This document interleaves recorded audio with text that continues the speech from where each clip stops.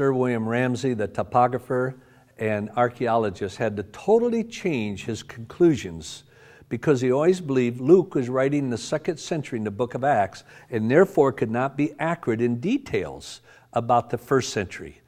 But after a lot of archaeological investigation, he totally changed his opinion about Luke and the Gospel of Luke and the book of Acts. For example, Luke gives to Publius, the chief man in Malta. Now here's the key political leader in Malta, Publius.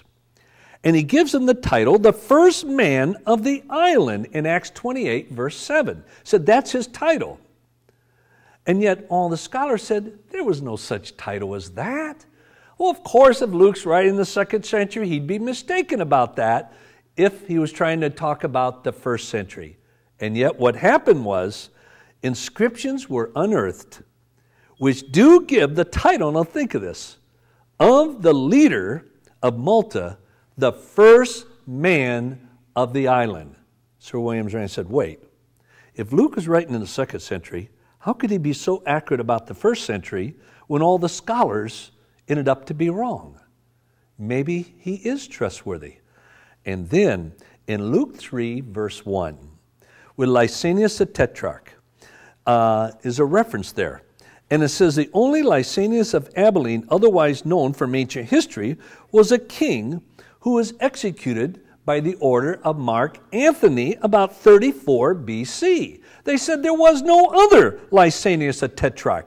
They said, well, of course, if Luke is writing in the 2nd century, he'd be mistaken about those details in the 1st century. And yet, we now know that from archaeological evidence of a later Lysanias, now get this, who had the status of Tetrarch. He was referred to as Lysanias the Tetrarch.